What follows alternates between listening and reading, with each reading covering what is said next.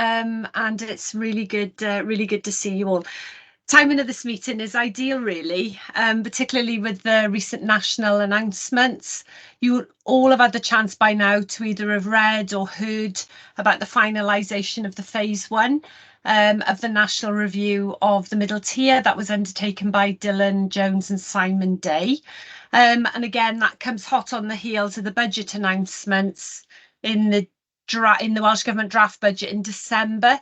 That noted that all grants that had previously been directed to the region would now be directed through each individual LA to make things simpler and clearer for schools. That also included a review of the EIG, so that a national formula could be applied to that.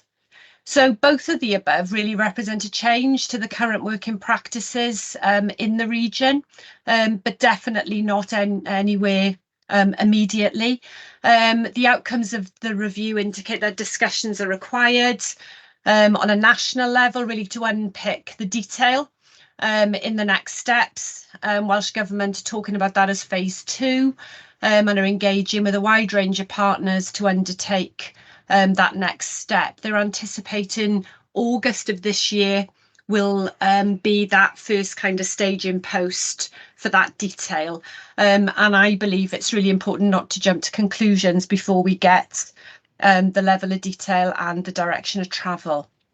So it's worth noting that the review is one of a national system and not one of any individual organisation. It takes a look at consortia, absolutely, partnerships, Welsh Government, local authorities.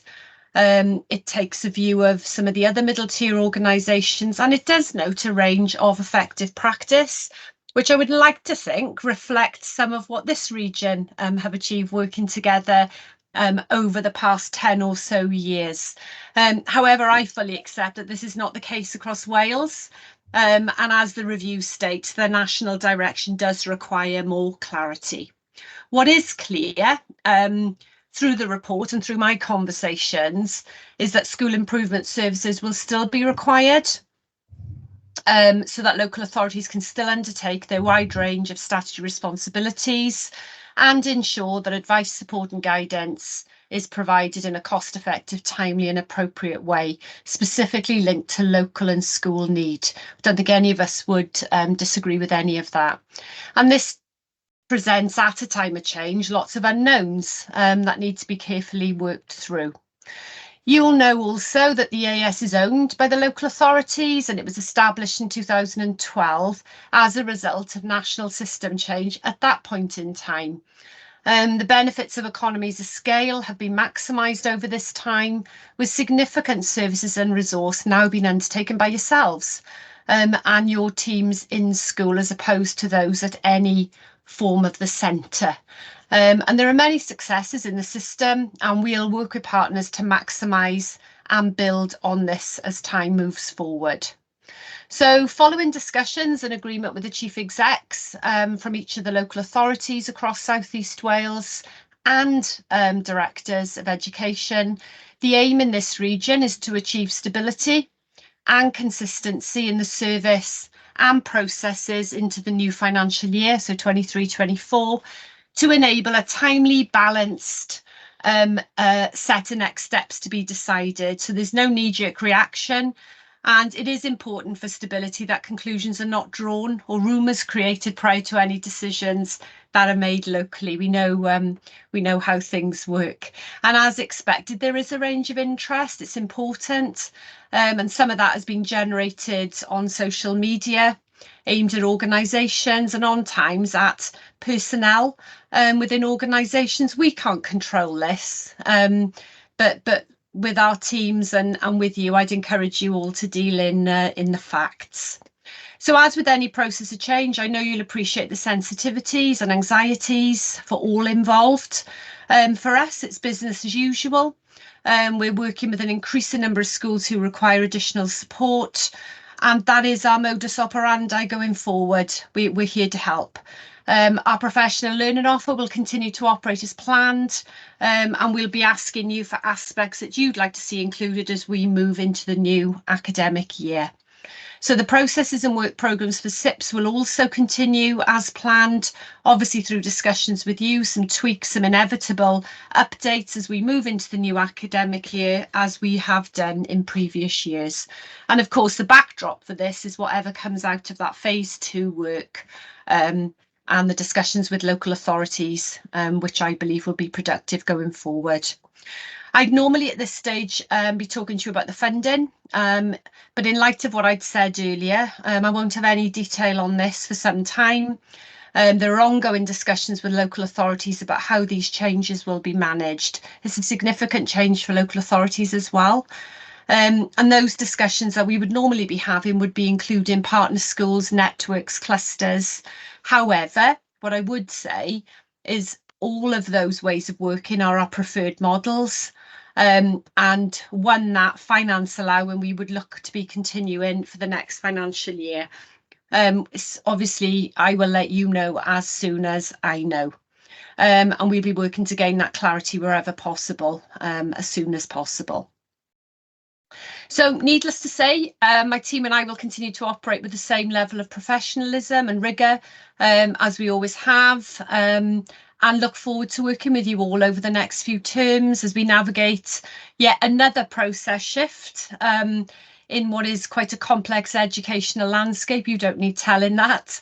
And we look forward to building on those positive relationships that we've already got with you. So we've got a lot to share with you this afternoon.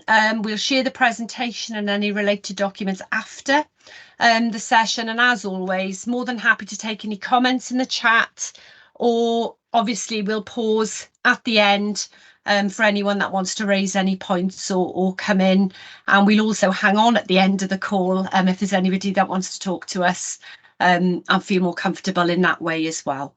So without further ado, I'm going to hand over to Kirsty, who's going to take us through some of the updates around SIP work. Thanks, Kirsty. Thanks, Deb. Afternoon, everyone. Lovely to see your faces as well. Just a quick update from me around the briefing papers that we've provided for SIPs. So you'll all be aware that local authorities have their own termly themes. So on this slide, I've just noted the termly theme for each local authority. And there's an expectation that as part of the SIP work programme, the theme is covered and an evaluation completed as part of the termly supported self-evaluation activity. There shouldn't be any need to arrange a different activity for this. It should be aligned to the school's own monitoring cycle and whatever you've got planned for the spring term. Most of the themes you'll note, like differentiation, like the progress of learners, will be able to be planned easily through that evaluation activity, for example, a book look. But if it doesn't naturally fit, we've asked SIPs to make sure that there's part of the schedule of discussion with you as part of that self-evaluation activity for that day. The briefing papers are nothing to hide, so I'm going to make sure that those are shared as part of this presentation when that goes out. So I didn't want you to not see anything that we've shared with SIPs. Thanks, Ed. Just a bit of a quick update as well around the head teacher's report to governor's guidance. So this has already gone through a number of local authority meetings, so apologies if you've seen these slides before. This has been developed with local authorities, really timely. We haven't looked at it for a number of years, and ultimately this is about making sure that head teachers are sharing the right information with governors and about keeping you safe. So we've also shared it with unions as well. The guidance is a suggested contents for the termly head teachers report. It's not something that you have to do. It's not exhaustive. Hopefully you'll find it useful. We didn't want it to land cold because there's quite a long list, but there may be aspects of the list that are already covered, for example, through committee meetings, so wouldn't need to be necessarily reported to the full governing body. It's up to you as school leaders in terms of the information you share, and that information might vary from school to school, meeting to meeting. So on the next slide, I've just given an overview of things that should be reported regularly on, Many of those things, like progress towards your SDP, performance management, will come as no surprise. And then we've also included information that you could report regularly on. So things like keeping a track of your overview of policies that have been considered or adopted with the dates. So in the guidance that we send out, and it has gone live now on the Governor's website and the Supporting Our Schools website, it just gives you a little bit more information on each of those areas, but hopefully you'll find that useful. Again, apologies if you've heard this already. Thanks, Ed. Diolch, Kirsty, Prynhawn da pawb. Following on with two very brief items from me on governance as well. We have also, across the autumn term, internally consulting with governors, consulting with the Governor Strategy Group, a guidance document on the role of the Link Governor and visiting school during the school day. The last time we updated this documentation was pre-COVID.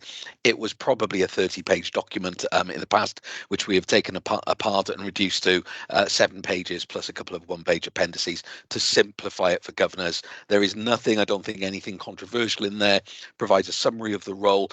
It provides a suggested range of Link Governor roles, because there's nothing that defines them all from Welsh Government in law, but a range of suggested. Protocols around meeting with school-based staff with the permission of the head teacher as part of arranged and agreed programmes, visiting school in session time as part of agreed and arranged programmes of activity that are planned that link and fit in with the day-to-day running of the school. Information on learning walks and learner voice and listening to learners and the benefits that those can bring to governors. A range of whole governing body activities that could take place as part of planned programmes as well. Accompanied, as I said, by those two appendices.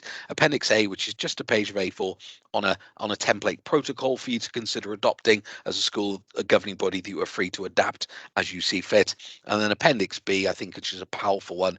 It's less than a page of A4 of feedback really from governors and their visits from a lay person's perspective of what they see in terms of findings that they would want to report back to the governing body as a powerful tool of recording what governors are doing. So that's the link guidance. That also is on the website, and once I finish my part, I will put those links in the chat. Second and final item from me is just a reminder of the Regional Governor Conference agreed with local authorities with two core themes of curriculum for Wales and developing diversity as two core themes that are very important for the region. It is being held at the ICC because that's the only venue in the region that has the disability access features that governors would need.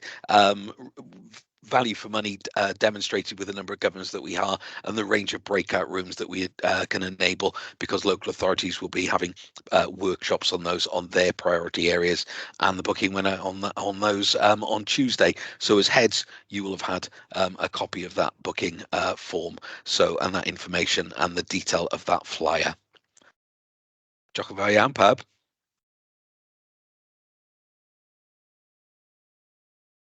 Thanks, Ed. Prynhawn da, everyone. Back to me now, or to me for the first time, rather, not back to me. I've got a few slides just to update you on a few areas linked to my work.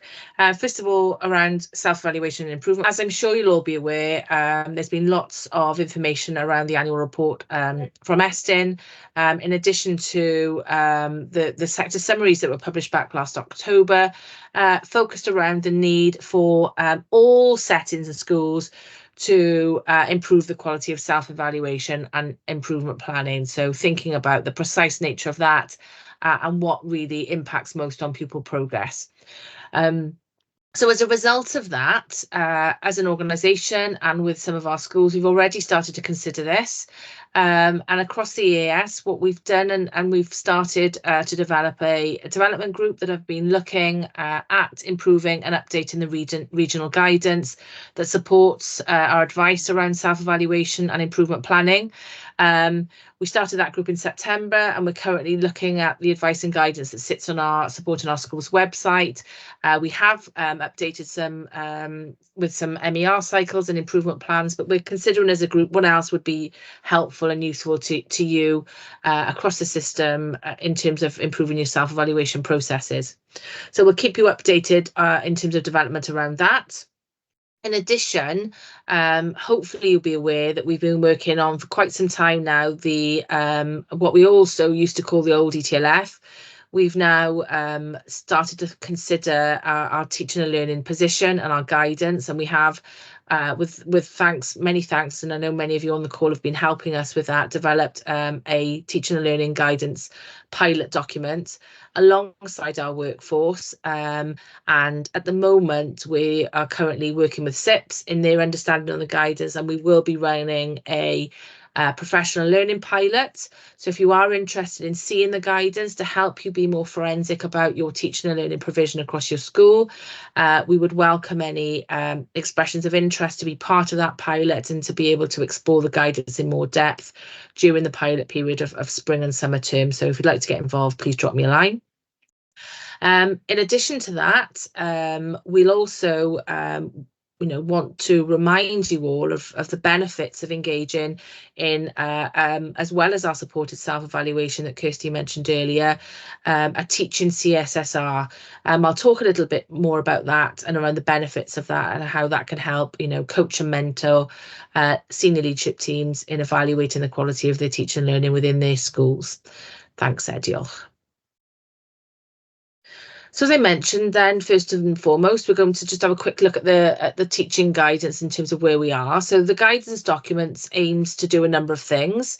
Hopefully we're aiming to support your staff's understanding of the Curriculum for Wales framework in terms of what that means for you. Lots of different bits of information in there. So the guidance aims to support staff's knowledge and skills and understanding around that. We want to provide some quality guidance around what do we mean by the quality of teaching, and having a common language so that we're able to articulate that across the service and with one another when we're talking around teaching and learning. And in addition to emphasising the importance of having a whole school approach to teaching and learning, and thinking about how that's communicated to your staff, to your workforce, to your governors, and so on and so forth. We do try and identify what those forensic elements are. So we try and be really specific and precise about what we're talking about when we're thinking about curriculum provision and the quality of teaching in classrooms, and how that can help support effective evaluation and improvement planning. And in addition to that, it's also got a range of resources. So we've tried to think about all of the things that we offer across the service, in terms of, cross-curricular skills, for example, and we've tried to include all of that advice and guidance from across all our service areas in the teaching and learning guidance, so that people can have a coaching conversation and then know where to go to find more information and professional learning resources and advice. And obviously, we're trying to address those recommendations that were, reported by Estyn back in 2022 around supporting the school's journey for Curriculum for Wales. And as I mentioned earlier, most recently that the advice from Estyn around helping the system move forward in terms of improving the quality of self-evaluation and improvement planning. Diolch, Ed. So as I mentioned earlier, the CSSR approach is an approach that's been around for a little while now. It's an extended supported self-evaluation. It's just a reminder to you, in light of those recommendations in the system, that it is part of your support that you can access to help you and your senior leadership team understand those key strengths and areas for development. It hopefully brings a little bit more capacity and helps accelerate self-evaluation processes. So just a reminder of some of the things that is available to you. So obviously it's a process led by yourselves. If you wish to engage in that, you can decide the focus, and it's very much being forensic on the elements and the quality of teaching and learning across the school. Obviously, your SIP can broker a small team to help you do that, to work with people, to coach and mentor senior leaders within your team to help them understand and be accurate in coming to some of their evaluations in terms of that self-evaluation process. So very much a coaching and mentoring process, something we want to work alongside you doing and support your leaders and your aspiring leaders. And really just a reminder to say it's available. If you wish to take part, please contact your school improvement partner or your PSIP, and I'm sure they'll be happy to get the ball rolling. For those schools who have taken part, they have reported, thanks Ed, if we can move on to the next screen, there are lots of benefits. So where schools have engaged in that process, they've said it's been worthwhile, it's accelerated their own self-evaluation processes, they've been able to look at a wider range of first-hand evidence. Senior leaders have felt more empowered in being able to come to accurate and robust understanding of what's working well and what needs to improve. And in the best cases, actually, we've also had governors join us, where we've all had a really, really precise focus for the day, and it's been very, very beneficial all round. So, you know, like I said, if anyone wants any help, please contact your SIP or your PSIP, and I'm sure they'll be able to help you and get that ball moving. Just a few updates around NPQH. So I've had lots of queries actually, and just to let you know, I think today is the final day of the current assessment round. And candidates will find out shortly, just after half term, whether or not they've been successful. And there will be, for any unsuccessful candidates who've not yet met the standards, there will be a final opportunity within this round in May 2024, and we'll be in touch with them if that's something they need to do. But more broadly, the National Stakeholder Group continues to work with Welsh Government on the revised programme and assessment procedures. And at the moment, timescales are you know, moving along as we would expect. We haven't got any dates for application for the new cohort that would hopefully begin in autumn 24, and we still anticipate that as a start date, as recommended by Professor Mick Waters in his review. But as yet, we've got nothing concrete. So as soon as we've got any information for the new provision starting in autumn 2024, then obviously, of course, we'll share those details with you, because I know a few of you, you know, are quite keen to have some staff begin that process. So as soon as you've got anything to share, we'll let you know. Another important update is just around some of the changes around NQT induction. Obviously, as you know, Mick undertook this review back in 2022. There were some big recommendations. As you'll know, many of those have already been addressed. So there was a change in the possible induction period. There's now a time limit in place for when NQTs have to complete induction, and thankfully, I know it was which was gratefully received, NQTs can now actually complete induction in improved settings. So I just wanted to give you a heads up that currently, nationally, what they are thinking about now and trying to work through their understanding is that strengthening of the role of induction mentors in school, which are currently funded, and thinking about the future role of external verifiers.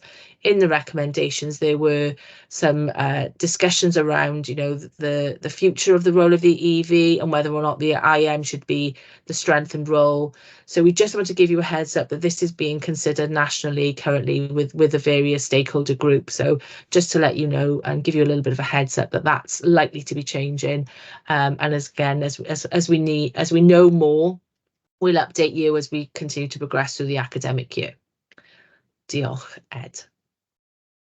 And at that point, I think Kat's got a hand up, but should we take questions at the end, or would you like me to take that question now before I hand back over to James? Kat, do you want to come in there?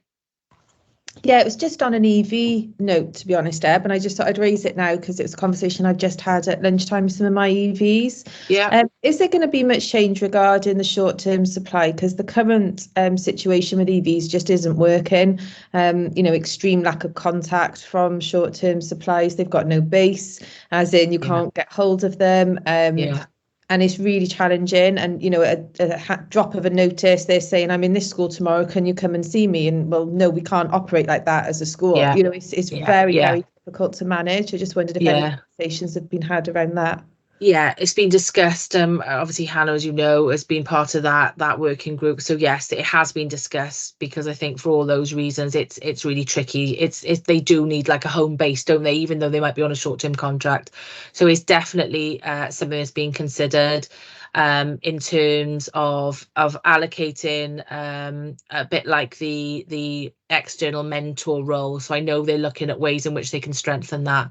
But yeah, obviously we can have a wider conversation about that, but it has been picked up because it is tricky, isn't it, for all those reasons you just alluded to. So we can carry on that. The biggest challenge is that they're not even filling in anything on their PLP and any target, you know, nothing is happening with these people, and I just wondered whether conversations with agencies could be linked in with that as well, and almost an agency saying, have you put your targets in, and they play that conduit between school and region. I don't know, it's not working. It's something that it's a really good point, something that we've tried to develop. I know Welsh Government have tried to encourage that, so happy to pick that up. I know there's lots of things for us to consider. Happy to pick that up outside of this afternoon, but it's definitely something that's been discussed at national level, so we can keep you posted on developments around that as well. Thank you.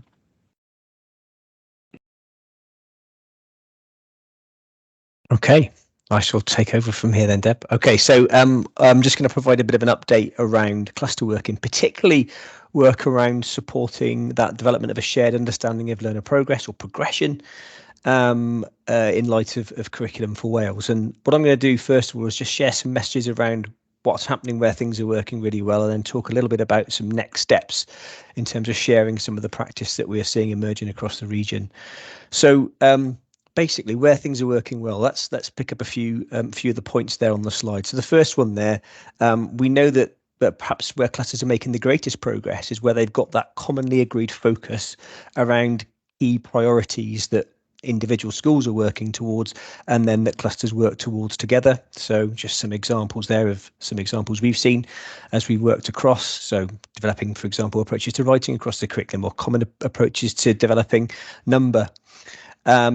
So those are that's one of the key messages. Next one there is where there's a fairly narrow focus in the first instance, so we can develop a working model. So perhaps where clusters started by trying to do a lot of planning together, that maybe didn't work as effectively as where now clusters taking a narrow focus around a key aspect of practice and really getting under the skin of that to look at that idea of progression. The third one seems really obvious, but we know it works really well, particularly if you've got a large and more complex cluster. That is that you engage you map the engagement of staff across the year in terms of those key aspects that you've identified to work on. If that's done in the summer term, we often see then that is sustained throughout the year, where people are going from almost one meeting to the next trying to set those dates. Perhaps it's more challenging. Something else we've seen where things work really well is where we can understand and share the expertise across the cluster in terms of a whole variety of things, be that subject knowledge in terms of some of the statements of what matters and the key concepts and ideas in some of the disciplinary areas, or child development and teaching and learning expertise that many colleagues will have as well. So we know that quite often most of the answers to the questions can be found within the cluster across the variety of schools that you have. One of the other things I think we've noted is that where this involves some kind of live practice, where people are doing joint visits, particularly looking at that aspect that you've identified to really see the pedagogy and the approaches that are really supporting the development of practice, that's added hugely to the professional dialogue we can then have around key aspects of work. And it gives us a context to some of the work we see that's then brought to the cluster in terms of some of those learner products, perhaps, and some of the work that we're looking at when we're having that conversation about progression. Something else we know that seems to be really valuable, and we know it's mandatory, so it's something we need to really be thinking about, is where we're utilising the principles of progression to structure conversations around aspects of progression and looking at learner progress across the curriculum.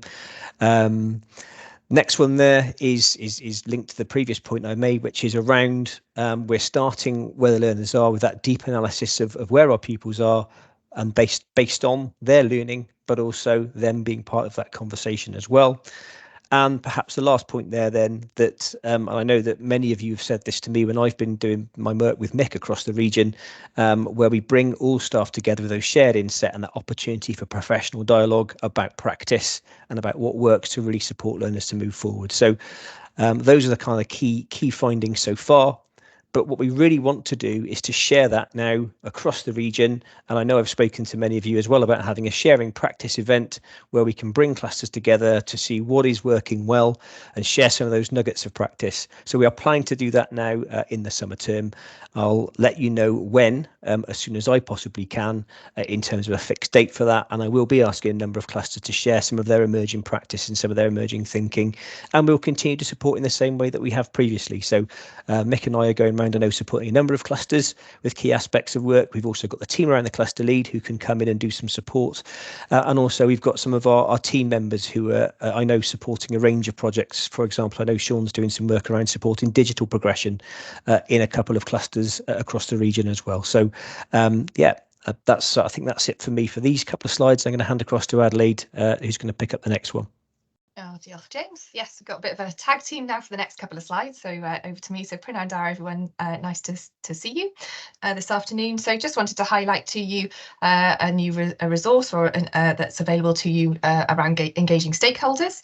Again, collection of some regional case study examples and lots of practical suggestions to support with this particular aspect.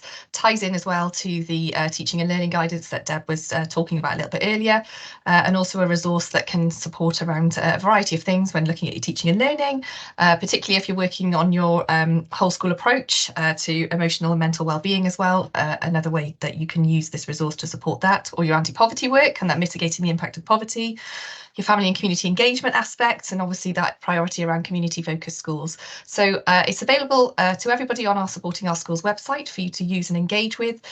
We've shared it with the health and wellbeing leads this week in the network meeting on Wednesday, and also the team are happy to come in and help and work alongside you if this is a particular focus for you around your SDP or around any of those things that I've just shared with you as well. So just wanted to share that with you this afternoon, and hopefully you'll find it a useful resource and document to help support alongside the work that you're already undertaking in terms of your self-evaluation and school improvement planning. I'm going to hand back over to Deb now, who's going to talk a little bit more about the professional learning offer. Thanks, Adelaide. Yeah, so the next section really is just a bit of a reminder, first of all, and a polite plea to start with.